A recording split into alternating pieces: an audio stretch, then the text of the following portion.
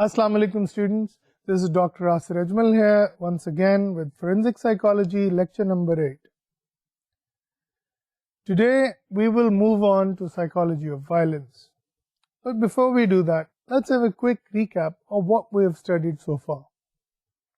Having looked at police psychology, having looked at police selection, training and day-to-day workings, we have now moved on. And we have now moved on over to crime scene investigation, the issue of false confessions, the issue of trophy taking, staging of crimes, criminal profiling and psychological autopsy. In the previous lecture, we took a detailed look at psychological autopsies. And while talking about psychological autopsies, we discussed a number of issues. First of all, there was the issue of reconstruction of events prior to death. Then there was the issue of the interest of insurance companies. Then we looked at the statistical issues involved in making such predictions or determinations. And finally, we looked at individual differences. Individual differences, as I pointed out to you, are a serious problem if you're a psychologist who think that we should be able to measure everything. But individual differences are in fact what makes humanity humanity. Individual differences are the issues that can be a problem if you think it is a problem, and they can be an advantage if you think they are an advantage. Let me elaborate. Individual differences are about you and me. If we were all the same, there would be no point in our living. There would be no point in our existence. There would be no point to our society, to our families, if there were no individual differences. So it is individual differences that make life exciting. It is individual differences that make life challenging at the same time. So let it be with psychologists. We want to predict and we want to be able to say with certainty when some things can or cannot happen. We also want to say with certainty that in our opinion, X or Y may have committed a particular kind of crime. But the fact of the matter is that life is not that simple, nor is death that simple. So when we are constructing or reconstructing death or pre-death scenarios, or when we are trying to make predictions as to who will strike where and when and whom, we must be guided by our faith in the fact that God has created each one of us as a different individual, as a unique individual. And we must then be humble about what our science, what our psychology can deliver. ठीक है? तो as psychologists, मेरे ख्याल में सबसे पहली बात यह है कि हम इस बात को entertain करें कि जनाब यहाँ पे कोई ऐसी वाटर टाइट किस्म की जिसे कहते हैं ना अनटच्ड बाय ह्यूमन हैंड, कोई परफेक्ट साइंटिफिक सिनेरियो यहाँ पे नहीं है. At best it's a shot in the dark, and even in that case of a shot in the dark we need to be aware that there are limitations, that there are problems, that there are issues. फिर सवाल ये पैदा होता है, बाज़ लोग ये कर सकते हैं legitimately. They can ask this question, what's the point? What's the reason? What's the basis of trying to apply forensic psychology when we can't really apply it? That's where I will make the case that I'm not saying that forensic psychology doesn't work. In fact, I'm saying the opposite. I'm saying forensic psychology works, but we need to have a balance between its statistical properties and its individual psychology as practiced by a practitioner. Clinical में अगर आप clinical psychologist हैं तो obviously जैसा कि एक forensic psychologist को होना चाहिए, forensic psychologist should be a qualified clinical psychologist in my view, and people can choose to disagree if they want. So if you are a clinical psychologist, you know exactly what I'm talking about. यानी क्या मतलब है? एक clinical psychologist को पता है कि जनाब स्टेटिस्टिकली और according to the text books फलां प्रॉब्लम या फलां डिसऑर्डर में ये और ये सिम्टम्स होते हैं. लेकिन जब आपके सामने एक इंसान बैठा है तो वो इंसान जो है वो एक यूनिक सेट ऑफ प्रॉब्लम्स लेके आया है और उस जैसा इंसान आपने कभी नहीं देखा. As an experienced clinical psychologist, as an experienced clinician, you are aware of that fact. जिस तरह एक डॉक्टर है, उसके पास जितनी मर्जी स्टेटिस्टिक्स की नॉलेज हो, वो एक इंडिविजुअल पेशेंट जब आता है उसको उसके हालात के मुताबिक, उसकी सिचुएशन के मुताबिक दवा देता है. उसी तरह एक क्लिनिकल साइकोलॉजिस्ट जो है एक इंडिविजुअल को उसकी पर्सनल यूनिक सिचुएशन के मुताबिक ट्रीट करता है. Now same pattern, the same way of behaving has to be exercised by a forensic psychologist. क्या मतलब है इससे? मतलब यह है कि a forensic psychologist in the same way has to realize that statistics can only help him go so far. There is also the element of intuition, of insight, of experience that needs to be integrated with the statistical knowledge and brought to some kind of fruition. ठीक है? So, यहाँ तक तो आपको मेरे ख्याल में मैंने अपनी बात क्लियर कर दी.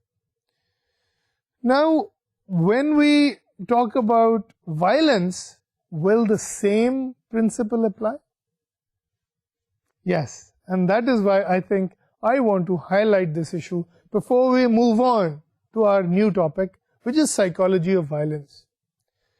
Before we study psychology of violence, I must give you the disclaimer, the warning, the caution कि जो कुछ भी हम पढ़ेंगे, for God's sake, never lose sight of unpredictability and individual differences. जो कुछ भी theories हैं वो generally applicable तो हैं मेरे ख्याल में, और उनकी general applicability ही उन्हें इस काबिल बनाती है कि हम उन्हें as theories study करें और उनसे conclusions draw करें. Yet, unpredictability and individual differences remain our key issues. ठीक है? So, let's have a look now at psychology of violence. And psychology of violence में सबसे जो important, या मैं ये कहूँगा कि सबसे जो पहला मॉडल हम स्टडी करेंगे, that would be the psychoanalytic model. There are many psychological models of violence, and some of these I will show you in a slide.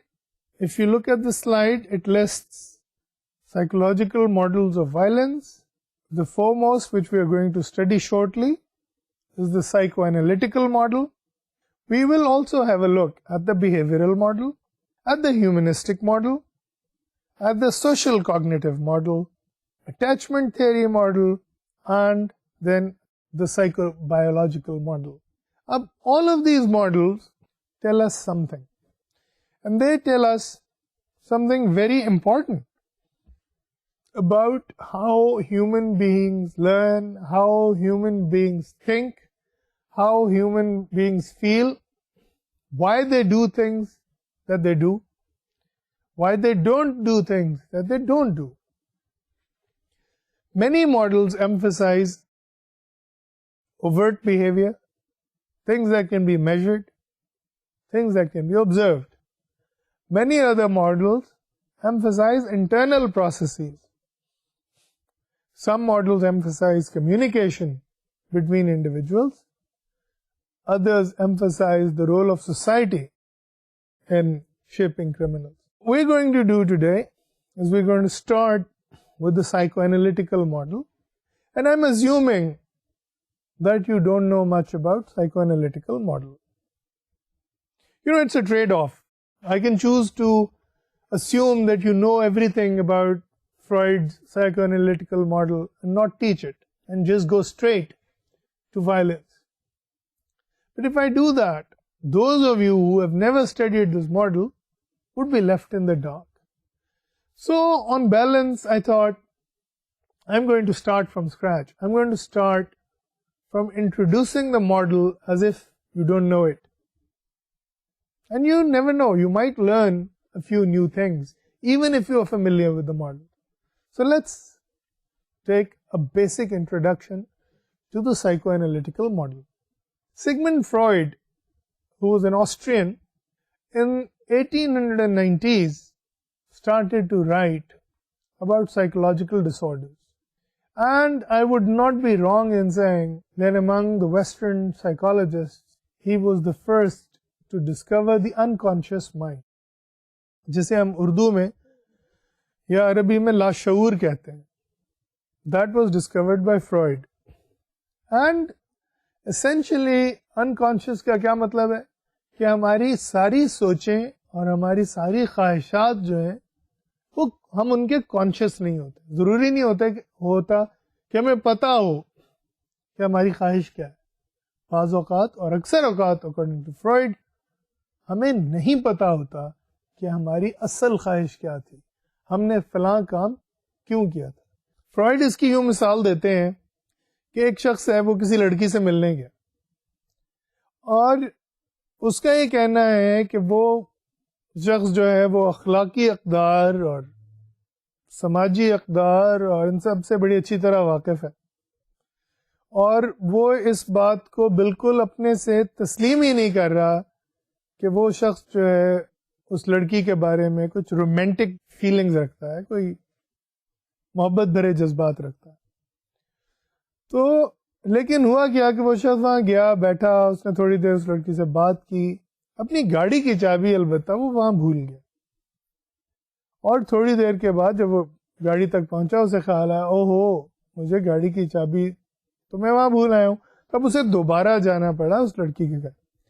تو فرائڈ وڈ سے کہ یہ جناب یہ جو چابی کو اس کے گھر بھولنا ہے لڑکی کے گھر, یہ فیصلہ لاشعور کا تھا. اس بندے کے انکانشیس مائنڈ نے یہ ڈیسائیڈ کر لیا تھا that he likes that girl. بندہ کانشیس نہیں تھا, بندہ اپنی طرف سے بہت شریف اور اس بات سے بالکل ابو تھا کہ وہ اس لڑکی کے بارے میں کسی قسم کی رومانٹک فیلنگز رکھے. لیکن اس کے لاشعور نے, اس کے انکانشیس مائنڈ نے, جو کہ ایک بہت پریمیٹیو سا انسان جس میں ہوتا ہے, اس نے کہا کہ نہیں بھی میں نے تو یہاں دوبارہ آنا ہے. تو اس نے کیا کیا, اس انسان سے بھول چوک میں گاڑی کی چابی وہیں ٹیبل پہ رکھی رہنے دی اور باہر چلا. I will explain some of these ideas in some greater depth, but this was just an example to show you what Freud means by unconscious mind. اور اس کے پیچھے ایک اور آئیڈیا جسے ہم کہتے ہیں سائیکولوجیکل ڈٹرمنزم. ڈٹرمنزم یہ کہتا ہے کہ جی ہر چیز کا کوئی نہ کوئی کاز ہوتا ہے, اور ہر چیز کا کاز ہونے کا مطلب یہ ہے کہ کوئی بھی چیز بغیر وجہ کے, بغیر ریزن کے نہیں ہوتی. That is called determinism. تو سائیکولوجیکل ڈٹرمنزم کا مطلب ہے کہ ہمارا کوئی بھی جو بیہیویئر ہے وہ کسی کاز کے بغیر نہیں ہوتا. اب یہی مثال لے لیجئے چابی بھولنے والی. تو آپ دیکھیں گے کہ یہاں پہ وہ کہہ رہے کہ اگر چابی بھی رکھ کے بھولا ہے انسان تو اس کے پیچھے بھی کوئی وجہ ہے, اس کے پیچھے بھی کوئی وجہ ہے. یہ ایسے ہی نہیں ہوا, یہ حادثہ, یہ واقعہ بغیر وجہ کے نہیں ہوا. There was some kind of planning going on in the unconscious mind جس نے یہ چکر چلایا. تو unconscious motivation جو ہے, یا جسے ہم کہتے ہیں کہ ایک تو وہ موٹیویشن ہے, ایک تو وہ خواہشات ہیں, وہ آرزوئیں ہیں, وہ امنگیں ہیں جن کا ہمیں احساس ہے, جن کا ہمیں ادراک ہے, جن کا ہمیں شعور ہے, اور which we are conscious. unconscious motivation وہ ہیں جو ہمارے لاشعور میں ہیں, کیونکہ وہ دبا دی جاتی ہیں, کیونکہ ہم انہیں اپنے بارے میں تسلیم نہیں کر پاتے. تو اس کو فرائڈ انکانشیس موٹیویشن کہتے ہیں، اور وہ کہتے ہیں کہ انسانوں کو معلوم نہیں ہوتا کہ وہ اکثر کام کیوں کر رہے ہوتے ہیں، اصل میں یہ ان سے ان کا انکانشیس مائنڈ کروا رہا ہوتا. اچھا، اب یہ سارے جو خیالات تھے ان کے پیچھے فرائڈ کہتے ہیں کہ ایک فزکس کا اصول ہے جس سے انہیں اس بات کی سمجھ آئی، اور فزکس کا وہ قانون کہلاتا ہے law of conservation of energy. Energy can neither be created no be destroyed. ٹھیک ہے، یہ چیز سمجھ جائیں اچھی طرح. آپ میں سے وہ لوگ جنہوں نے فزکس پڑھی ہے وہ تو سمجھ جائیں گے، لیکن جنہوں نے فزکس نہیں پڑھی ان کے لیے ضروری ہے کہ اس بات کو سمجھایا جائے. اب ہم جو ایک لائٹ بلب میں روشنی پیدا ہوتی ہے وہ بجلی سے پیدا ہوتی ہے. وہ بجلی جو ہے وہ پانی کو بلندی سے گرا کے ٹربائن پہ، جس سے ٹربائن حرکت کرتی ہے، اس حرکت کی وجہ سے پیدا ہوتی. تو یہاں پہ سائنٹسٹ کا یہ کہنا ہے کہ انرجی جو ہے ہم نئے سرے سے پیدا نہیں کر سکتے، ایک انرجی کی فارم کو دوسری انرجی کی فارم میں کنورٹ کر سکتے. مثلا پانی اگر اوپر سے نیچے گر رہا ہے تو یہ کائنیٹک انرجی گریوٹی کی وجہ سے جو آئی ہے پانی میں، وہ کائنیٹک انرجی جو ہے وہ ٹربائن کو گھماتی ہے. ٹربائن کے اس گھومنے سے الیکٹریکل انرجی پیدا ہوتی ہے. وہ الیکٹریکل انرجی جو ہے وہ لائٹ بلب میں لائٹ اور ہیٹ کی فارم میں انرجی پیدا کرتی ہے، اینڈ سو آن. تو فرائڈ نے کہا کہ جناب اسی لا آف کنزرویشن آف انرجی کو انسانوں کی خواہشات پہ اور ان کی آرزوؤں پہ اور ان کی امنگوں پہ اگر اپلائی کیا جائے تو that will yield some good results. Now, if we apply this idea to our unconscious mind, to our unconscious desires, to our unconscious feelings, then we will become aware that just as energy can neither be created nor be destroyed, our wishes can also not be destroyed.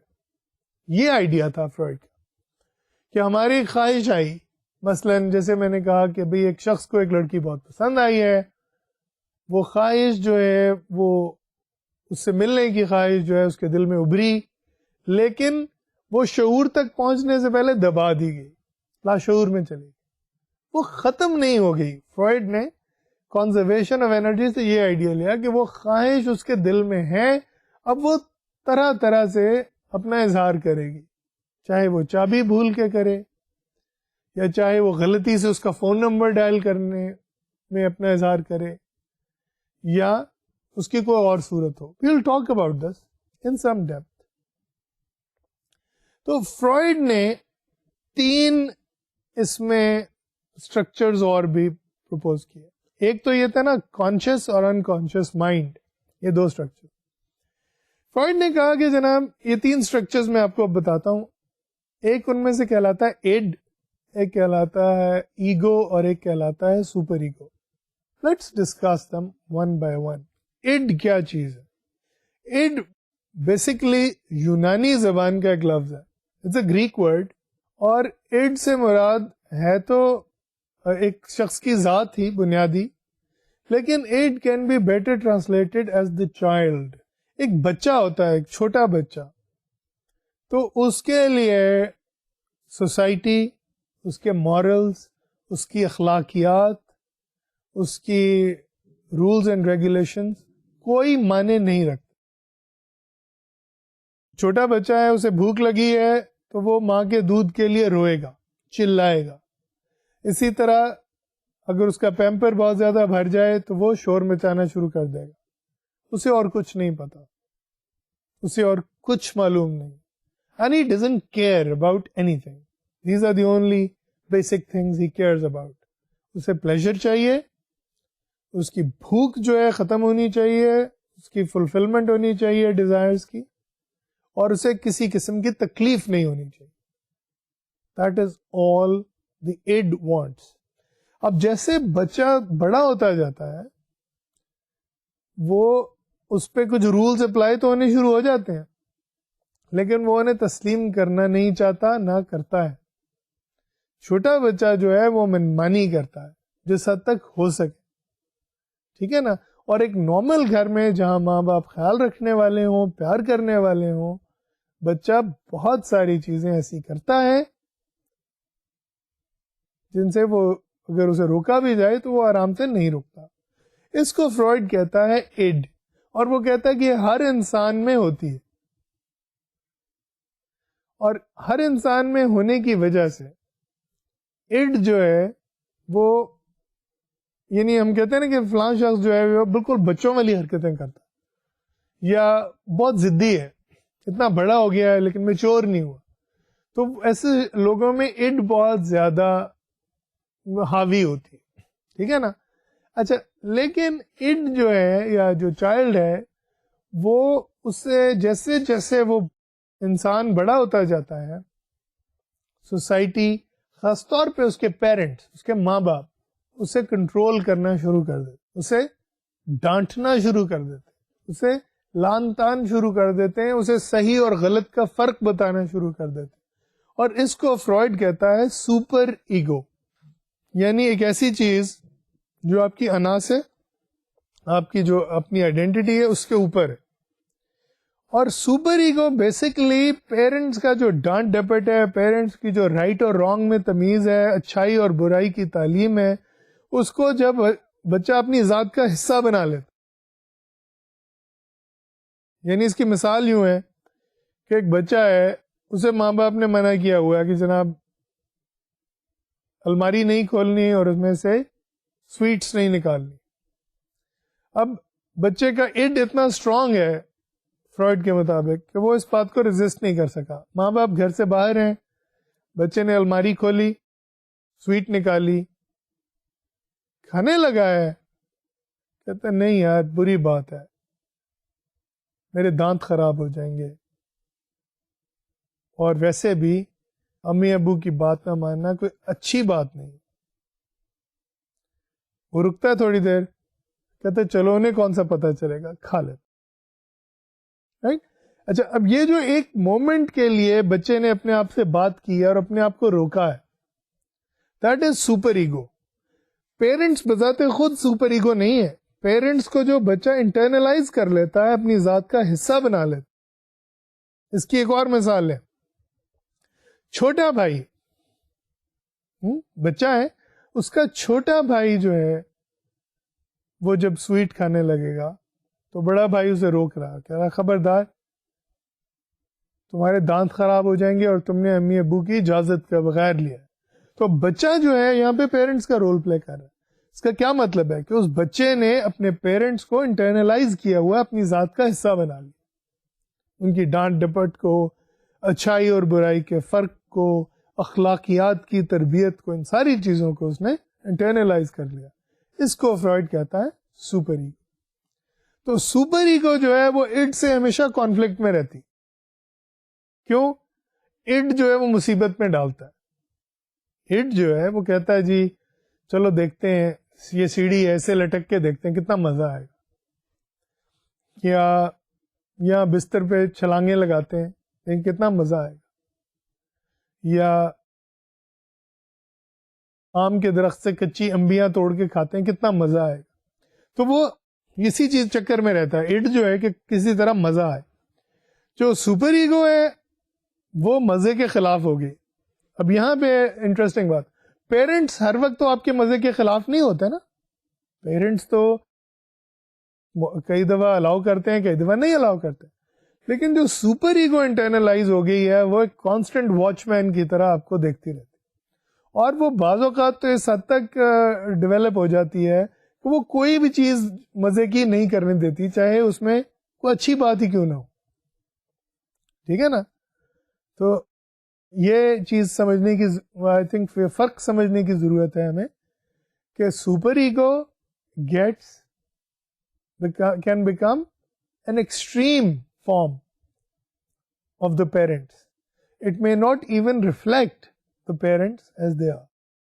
And finally he says کہ super ego اور اڈ کے اس conflict میں ایک تیسری چیز develop ہوتی ہے, and that is called ego, یعنی انا, یعنی کہ اپنی سیلف کا احساس. اڈ جو ہے وہ آپ کو پلیزر دینا چاہ رہی, اور ہر حال میں آپ چاہ رہے ہیں کہ مزہ آئے, بس کوئی ایسی چیز کی جائے جس میں مزہ آئے.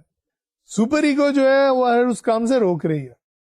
ایگو جو ہے وہ ان دونوں چیزوں کا بیلنس ہے, اور وہ اٹ جو ہے وہ آپ کو مزے میں الجھاتی ہے, سپر ایگو جو ہے وہ آپ کو مزے سے روکتی ہے, تو پھر سروائیول جو ہے وہ مشکل ہو جاتا ہے, رائٹ. ایک طرف آپ کو ایک چیز جو ہے وہ ہر وقت جو ہے وہ کہہ رہی ہے کہ یہ بھی کرو, یہ بھی کرو, یہ بھی کرو, چاہے اس میں خطرہ ہو, چاہے اس میں پرابلمز ہو. دوسری طرف ایک چیز ہے جو آپ کو ہر چیز سے روک رہی ہے, کوئی مزے کا کھانا نہیں کھانے دیتی, کوئی مزے کی ایکٹیویٹی نہیں کرنے دیتی. تو ان دونوں کے درمیان بیلنس جو ہے وہ کریٹ کرتی ہے ایگو. تو اس وقت جو سلائڈ میں آپ کو 3 ایڈلٹ رولز دکھائے جا رہے ہیں, جس میں لو بھی ہے, جس میں اسپورٹس بھی ہے, جس میں جاب بھی ہے. اس کی ابتدا جو ہے وہ بچپن میں شروع ہو جاتی ہے.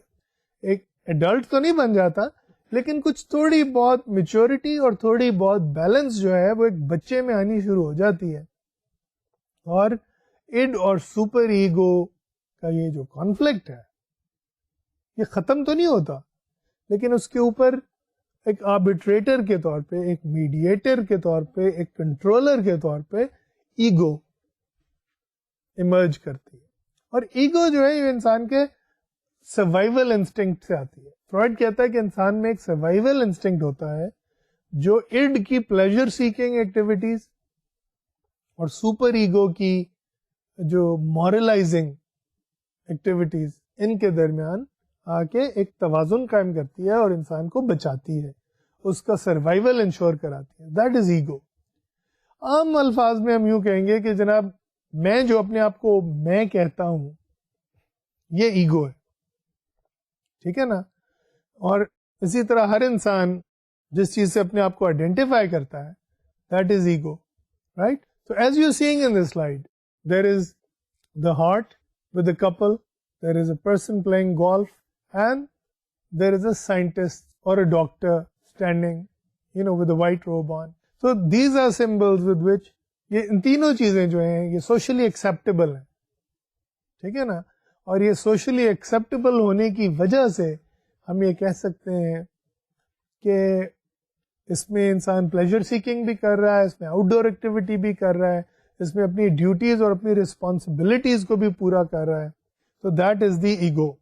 Now Freud proposes some instincts as well, ٹھیک ہے نا. یہ تو 3 اسٹرکچرز تھے, اڈ, ایگو اور سپر ایگو. اس کے علاوہ conscious mind and unconscious mind. لیکن 2 انسٹنکٹس فرائڈ کہتا ہے کہ ہمارے پاس ہوتے ہیں, ایک ایروس اور دوسرا تھینیٹوس. اب ان الفاظ سے مت گھبرائیے گا, these are Greek words that Freud has used. جس طرح باقی سائنسز میں گریک ورڈز اور لیٹن ورڈز استعمال کیے جاتے ہیں, اسی طرح سائیکالوجی میں بھی گریک ورڈز کو استعمال کیا جاتا ہے. Eros actually means pleasure and Thanatos means death. اب پلیجر انسٹنکٹ ہونا تو سمجھ میں آتی ہے, and we'll talk more about the pleasure instinct. لیکن یہ ڈیتھ انسٹنکٹ کیا چیز, and why do we have it? Freud says that the quest for pleasure that we have is balanced with a destructive urge. اور destruction کیوں ضروری ہوتی, destruction کیوں انسان کی ذات کا حصہ ہوتی ہے. I think the idea actually comes from Hinduism. In Hinduism, they have a creator god which they call Brahma. They have a maintaining god which they call Vishnu. And they have a destroyer god which they call Shiva. اب یہ جو 3 God's ہیں Hinduism کے, یہ شخصیت کے 3 پہلوؤں کی طرف اشارہ کر. ایک وہ ہے جو نئی چیز کریٹ کرتی ہے, جیسے برہما ہو گیا. ایک وہ ہے جو اسے مینٹین کرتی ہے, نرش کرتی ہے, پریزرو کرتی ہے, وہ وشنو ہو گیا. اور ایک ہے جو اب ڈسٹروائے کرتی ہے. اچھا, اب ڈسٹروائے کرنا کیوں ضروری ہوتا ہے؟ Because the old things need to be destroyed for new things to come in. اب اگر آپ پرانی ساخت کی کوئی چیز استعمال کر رہے ہیں تو جب تک آپ اسے استعمال کرتے رہیں گے نئی چیز تو نہیں آئے گی. جب آپ پرانی چیز کو رستے سے ہٹائیں گے تب نئی چیز کے لیے رستہ ہموار ہوگا. That is what is meant by destructive tendencies or the death instinct to be present in every human being. So we not only have the pleasure principle or eros, we also have the death instinct or thanatos. اچھا اب آپ کو اندازہ ہونا شروع ہو گیا کہ fried کے جو آئیڈیاز ہیں یہ صرف انسان کی نشو و نما اور کلینکل سائیکالوجی اور یا نارمل سائیکالوجی کے لیے ہی اپلیکیبل نہیں ہے. They have serious implications for the study of violence. But we'll come back to it. We'll come back to the issue of violence later on. For right now, we just want to understand his psychological theory. اسی طرح fried نے کہا کہ جناب ایک طرف دیکھیں نا شعور ہو گیا لاشعور ہو گیا, کانشیس مائنڈ ہو گیا انکانشیس مائنڈ ہو گیا, ایڈ ہو گئی سپر ایگو ہو گئی اور ان کے درمیان بیلنس کریٹ کرنے کے لیے ایگو آ گئی. But he also looked at children and he decided that people go through different stages of development جن کو وہ psychosexual development کی stages کہتا ہے. تو ان میں سب سے پہلے وہ کہتا ہے کہ stage ہوتی ہے oral stage.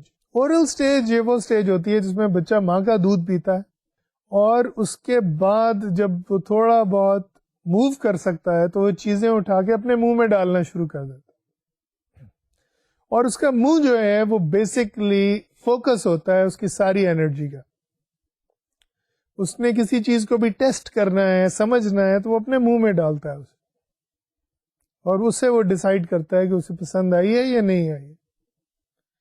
دین ہی سیز کہ ٹوائلٹ ٹریننگ شروع ہو جاتی ہے بچے کی 2 سے 5 سال کی عمر تک, اور اس ٹوائلٹ ٹریننگ کے دوران بیسک فوکس جو ہے وہ ماؤتھ سے شفٹ ہو کے اینس کی طرف چلا جاتا ہے, اس لیے وہ اسے اینل اسٹیج کہتا ہے.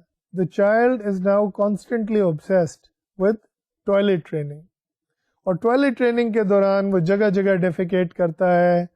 his parents tell him, his mother especially tells him کہ جی ٹوائلٹ کے علاوہ کہیں پہ آپ نے نہیں جانا, but he finds it difficult, and because of that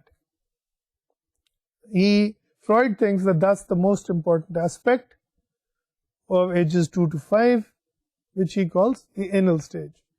اس کے بعد وہ کہتا ہے کہ the child becomes aware of his genitals.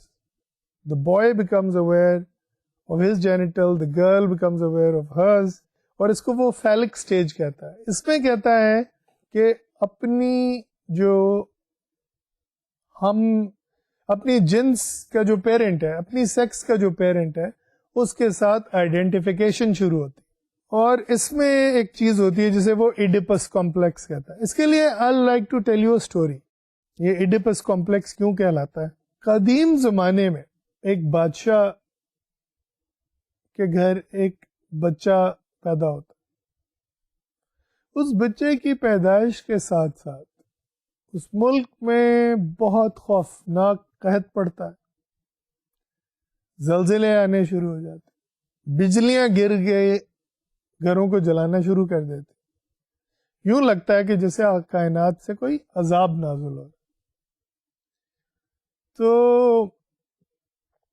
وہ ایک نجومی کو بلایا جاتا ہے اور اس سے پوچھا جاتا ہے کہ بھئی یہ کیا ہو رہا ہے. تو نجومی حساب لگاتا ہے, کہتا ہے بادشاہ سلامت, آپ کے ہاں جو بیٹا پیدا ہوا ہے اس کی وجہ سے قوم پہ یہ عذاب نازل ہوا. اس نے کہا ابھی میرے بیٹے اب یہ تو ابھی پیدا ہوا, اس نے کیا کیا ہے جس کی وجہ سے یہ عذاب آ رہا ہے؟ وہ کہتا ہے نہیں جناب, یہ بیٹا جو ہے یہ بڑا خطرناک ہے آپ کا بیٹا, اور یہ بڑا ہو کے آپ کو قتل کر دے گا اور اپنی ماں سے یعنی ملکہ جو ہے یہاں کی اس سے شادی کر لے گا, اور اتنے بڑے گناہ کے بعد یہ ملک جو ہے یہ بالکل ہی برباد ہو جائے گا. اس لیے بہتر ہے کہ آپ اس بچے کا کوئی انتظام کریں. بادشاہ جو ہے وہ اس نجومی کے بات کو ہمیشہ بہت سیریسلی لیتا ہے, اور اس سے پہلے بھی جو باتیں نجومی نے کہی ہوتی ہیں وہ صحیح ثابت ہوئی ہوتی. تو وہ کافی پریشان ہو جاتا ہے, ملکہ بھی پریشان ہو جاتی. تو بادشاہ اسے ایک چرواہے کے حوالے کرتا ہے, اور چرواہے کو کہتا ہے کہ بھی اسے کہیں لے جا کے مار دو, ہمیں یہ بیٹا نہیں چاہیے. تو چرواہا جو ہے وہ اس بچے کو لے کے مارنے جاتا ہے, لیکن اس کا دل نہیں مانتا. اب وہ اس بچے کو لے کے جو جاتا ہے وہ سوچتا ہے کہ اگر میں اس ملک میں رہا تو انہیں بادشاہ کو پتہ چل جائے گا کہ میں نے بچے کو نہیں مارا تو میری شامت آئے گی، تو کیوں نہ میں یہ ملک ہی چھوڑ دوں اور اس بچے کی پرورش. تو وہ شخص جو ہے اس بچے کو لے کے ساتھ والے کسی ملک میں چلا جاتا ہے. اب وہاں بادشاہ اور ملکہ جو نئے ملک میں جس میں وہ چرواہا جاتا ہے، وہاں کے بادشاہ اور ملکہ کے کوئی اولاد نہیں ہوتی، تو وہ بڑی جگہ ڈھونڈ رہے ہوتے ہیں کہ کسی اچھے خاندان کا بچہ ملے تو اسے پالیں اور اپنا جانشین بنائیں. تو یہ چرواہا جو ہے اس کے ذہن میں خیال آتا ہے کہ یہ بادشاہ کا بچہ ہے، میرے گھر میں کیا پرورش پائے گا اور اس کا حق بھی نہیں ملے گا، کیوں نہ میں اسے نئے ملک کے بادشاہ اور ملکہ کے حوالے کر دوں. تو وہ اس بچے کو اٹھاتا ہے اور لے کے بادشاہ اور ملکہ کے پاس جاتا ہے اور انہیں کہتا ہے کہ جناب یہ بچہ بھی ایک شاہی خاندان کا ہے، مخصوص حالات کی وجہ سے وہاں پہ نہیں رہ سکا اور میری تحویل میں آیا بطور امانت. تو اس بچے کے ساتھ اس سے اچھی بات کیا ہوگی کہ شاہی ماحول میں ہی یہ پلے. تو وہ دونوں بہت خوش ہوتے ہیں اور انہیں ولی عہد مل جاتا ہے، ایک شہزادہ مل جاتا ہے، ایک اچھے خاندان کا نوبل چائلڈ مل جاتا ہے. تو وہ اس کی پرورش شروع کر دیتے. اب کیا ہوتا ہے کہ بڑے ہو کے یہ بچہ جو ہے جس کا نام ایڈیپس ہوتا ہے، ٹھیک ہے نا، یہ چیز یاد رکھیے، اس بچے کا نام ہے ایڈیپس. یہ بڑا ہو جاتا ہے تو اب شکار پہ نکلتا ہے، اور شکار پہ جب وہ جاتا ہے تو اسے نظر آتا ہے کہ کوئی شائنی سی چیز، وہ سمجھتا ہے کہ کوئی ہرن کی آنکھ ہے جو اس میں چمک، تو وہ تیر چلاتا ہے اور ایک چیخ کی آواز آتی ہے. جب وہ پاس جاتا ہے تو وہ ہرن نہیں ہوتا بلکہ ایک بادشاہ ہوتا ہے. اس کے لباس سے، اس کے تاج سے یہ بات بہت واضح ہے کہ جس شخص کو اس نے تیر سے زخمی کیا ہے وہ کوئی بادشاہ ہے. اب شاید آپ لوگوں نے گیس کر لیا ہو کہ یہ بادشاہ جو ہے جس سے ایڈیپس کا تیر لگتا ہے وہ اصل میں اس کا اصلی باپ ہوتا ہے، جو وہ بھی شکار پہ نکلا ہوتا ہے اور اپنے ساتھیوں سے بھٹک کے ادھر آ گیا ہوتا ہے اور ایڈیپس کے تیر کا نشانہ بن جاتا ہے.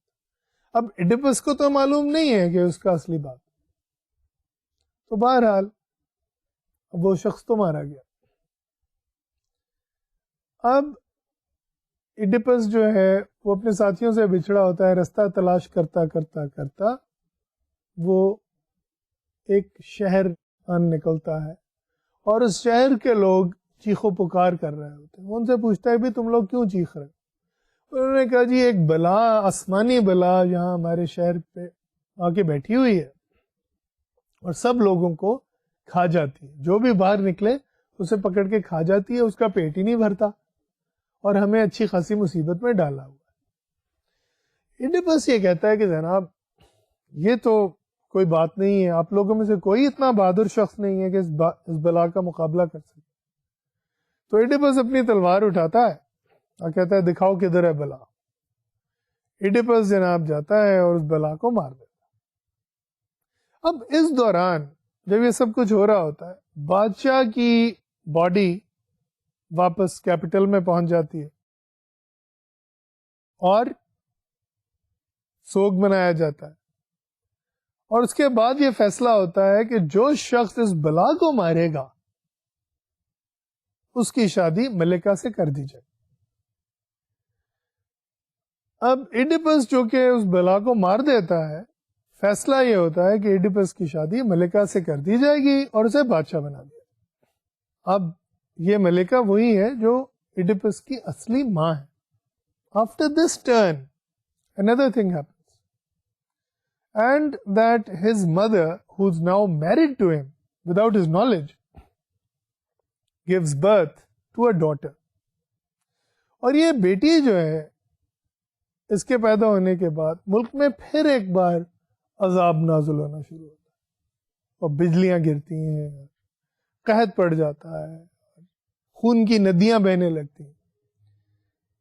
تو ایک نجومی جو ہے، وہی نجومی جس نے اس کے ماں باپ کو وارن کیا ہوتا ہے وہ آ جاتا ہے اور وہ ایڈیپس کو کہتا ہے کہ تم ہو جو ان ساری بلاؤں کا موجب. تو ایڈیپس کہتا ہے میں کیسے, میں نے تو آپ لوگوں کو ایک بلا سے نجات دلائی تھی. نجومی کہتا ہے نہیں, اس وجہ سے نہیں, لیکن اس وجہ سے کہ آپ نے اپنے والد کو مارا ہے اور اپنی والدہ سے شادی کی. یہ وہ لوگ ہیں جنہوں نے تمہیں پیدا کیا. اب تو ایڈیپس جو ہے وہ اس کی بات نہیں مانتا, لیکن جب وہ ملکہ سے بات کرتا ہے, اس چرواہے کو ڈھونڈا جاتا ہے, تب اسے اس بات کا یقین آتا ہے. وہ بہت ہی دل برداشتہ ہو جاتا ہے اور وہ اپنی آنکھیں پھوڑ لیتا ہے. He becomes totally blind. اور اپنے باپ کی قبر پہ جا کے ماتم کرتا رہتا ہے, روتا رہتا ہے.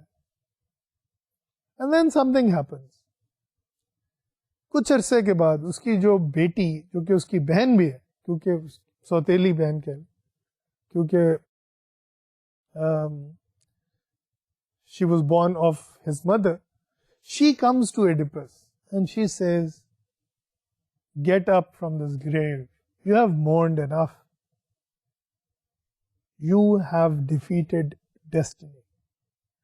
وہ کہتا ہے کس طرح, مجھے تو ڈیسٹنی نے ہرایا ہے, مجھے تو قسمت نے, تقدیر نے ہرایا ہے. جو کچھ میرے لیے لکھا گیا تھا, جیسا نجومی نے پریڈکٹ کیا تھا ویسا ہی ہوا, اور میں اتنا ہی منحوس تھا, اتنا ہی گھٹیا انسان تھا, اتنا ہی غلط انسان تھا.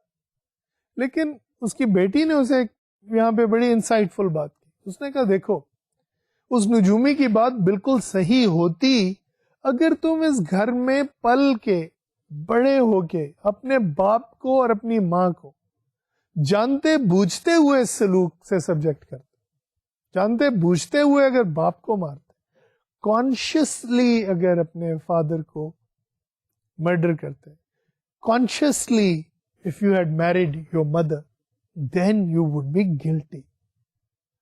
Since you were unconscious of all of these things, the fact of the matter is you are not guilty. You didn't do anything. تم نے تو کچھ بھی نہیں کیا, تم سے تو سب کچھ انجانے میں ہوا ہے. So get up from this grave and your days of mourning are over. تو یہ کہانی جو تھی, فرائڈ نے اس کو بہت سیریسلی لیا. اور کیوں لیا؟ میں نے آپ سے عرض کی تھی کہ psychological determinism was something that Freud believed in very, very seriously. Fried یہ سوچتا تھا کہ کوئی بھی چیز بغیر وجہ کے نہیں ہوتی. تو یہ کہانی اگر یونانی سٹوریز میں آئی ہے, اور اس کہانی کو اگر لوگوں نے پسند کیا, اور اس حد تک پسند کیا ہے کہ اس کا ڈرامہ بنایا گیا, اور پھر یہ ڈرامہ جو ہے یہ اکثر سٹیج میں چلا کرتا تھا یورپ میں, اور بہت لوگ اسے دیکھنے جایا کرتے تھے. تو فرائڈ بھی اسے دیکھنے گیا, اور فرائڈ نے یہ نتیجہ نکالا کہ جناب اگر یہ چیز اتنی پاپولر بھی ہے لوگوں میں, اور یہ کسی انسان نے کریٹ کی ہے, it must reflect a real dilemma for every child, for every human being. اور فرائڈ نے ایک نئی لو سٹوری یہاں سے کریٹ کی, unconscious love story. He says that every child falls in love with his mother. Maybe a very strange idea to you, but think about it. ایک بچے کے لیے اس کی ماں کے علاوہ اور کوئی امپورٹنٹ نہیں, اور جتنا چھوٹا بچہ ہو اتنا ہی زیادہ وہ اپنی ماں سے اٹیچ ہوتا ہے نا یہ بات. تو فرائڈ نے یہ کہا کہ جناب بچہ جو ہے اس کے لیے ماں اس کی ہیروئن ہے, ماں اس کی محبوبہ ہے, ماں اس کی پوری کائنات ہے. She is the child's first love. اور اس بات کا اسے جو احساس ہوتا ہے وہ کب ہوتا ہے؟ When he becomes aware of the fact that he's a boy. ٹھیک ہے نا. تو the fact that he's a boy, the fact that he is of the opposite sex, the fact that he thinks he loves his mother, is a basic thought as far as Freud is concerned. Now what Freud says here is very important to realize. He is not just saying that the child is in love with his mother, he is also saying that the boy resents the fact that his father is there, that he considers his father as a rival. ٹھیک ہے, تو جو ہم کہتے ہیں نا رقیب ہے اس محبت میں اس کا, وہ اس کا باپ ہے. Again, a very strange idea for most people. Yet Freud says that because these thoughts, these wishes, these ideas are very strange to the child also, these are pushed into the unconscious. وہ کہتا ہے کہ یہ لاشعور میں چلی جاتی ہے خواہش بچے کی, کہ وہ اپنی ماں سے جو محبت کر رہا ہوتا ہے اور اپنے باپ کو جو اپنا رقیب سمجھ رہا ہوتا ہے, اپنا دشمن سمجھ رہا ہوتا ہے, اس کو وہ لاشعور میں لے جاتا ہے. لیکن یہاں پہ بھی ایک کانفلکٹ پیدا ہوتا ہے. اپنی ماں سے محبت اسے پتا ہے کہ غلط ہے. وہ اس ایج میں about 5 to 7 years old when the Oedipus complex arises. He knows that this is wrong and that is why he also feels guilty. تو یہ جو احساس گناہ ہے یہ بھی اس کے لاشعور میں چلا جاتا ہے, یہ بھی اس کے انکانشیس مائنڈ میں چلا جاتا ہے. Right? Similarly, the hatred for the father also goes into the unconscious. And the guilt over that hatred for the father, کیونکہ باپ اتنا خیال رکھتا ہے, اتنا پیار کرتا ہے اس سے, اسے چیزیں لا کے دیتا ہے, اسے ٹوائز لا کے دیتا ہے, اس کے ساتھ کھیلتا ہے, تو اس لیے اس خیال پہ بھی بچے کو احساس گناہ ہوتا ہے, guilty feeling. Now what happens? Freud says کہ انکانشیس میں جا کے یہ خواہشات جب دوبارہ ابھرنے کی کوشش کرتی ہیں تو اس ابھرنے کی کوشش کے ساتھ something interesting happens. جب وہ کانشیس میں آتی ہے تو الٹ ہو جاتی. بچہ جو ہے اب اپنے باپ سے دشمنی کرنے کی بجائے, لڑائی کرنے کی بجائے, اس کے ساتھ آئیڈینٹیفائی کرتا ہے, اس جیسا ہونا چاہتا ہے. So the child starts to become like the father. He tries to act like the father.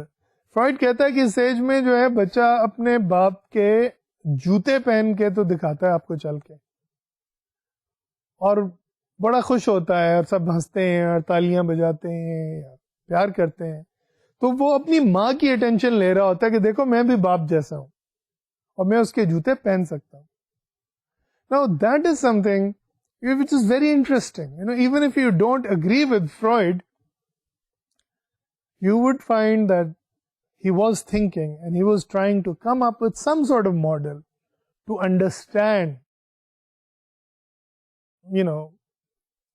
how and why human beings do what they do.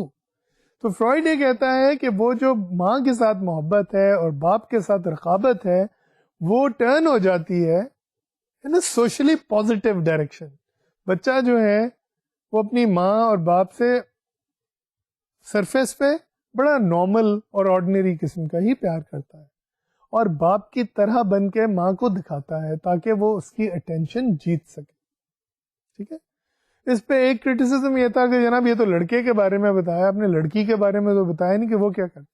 تو فرائڈ نے اسے الٹا کر دیا اور کہا کہ جناب جیسے ایڈیپس کی کہانی تھی ویسے الیکٹرا نامی ایک لڑکی کی کہانی تھی جو اپنے باپ سے شادی کرتی ہے. اور گریک متس میں تو ایسا بہت ہوتا ہے, یونانی جو دیو مالائی کہانی ہے ان میں سب میں ایسا ہوتا ہے. تو فرائڈ نے کہا کہ جناب لڑکی کو الیکٹرا کمپلیکس ہوتا ہے, وہ اپنی ماں سے کمپیٹ کرتی ہے اور اپنے باپ کی محبت چاہتی ہے. تو اس کے لیے لڑکی اس ایج میں 5 سے 7 سال کی عمر میں خاص طور پہ اپنی ماں جیسا بننے کی کوشش کرتی ہے. لپسٹک لگانا شروع کر دے گی, اپنے بالوں کو اس کے سٹائل میں کرنا شروع کر دے گی, ماں کو کاپی کرنا شروع کر. So these are some of Freud's ideas that I've discussed with you. We'll continue a discussion of psychoanalysis and how it relates to violence. ٹھیک ہے, so for the time being I would like you to think about these ideas to see whether you agree with them or not, because many psychologists don't agree with them either. اور ہمارے culture میں بھی تو یہ بات کچھ عجیب سی لگتی ہے. Bharal, I wanted you to be familiar with this theory, so I have presented it to you. Doesn't mean that I agree with it 100%. With these words, I bid you farewell. Inshallah next time. Khuda.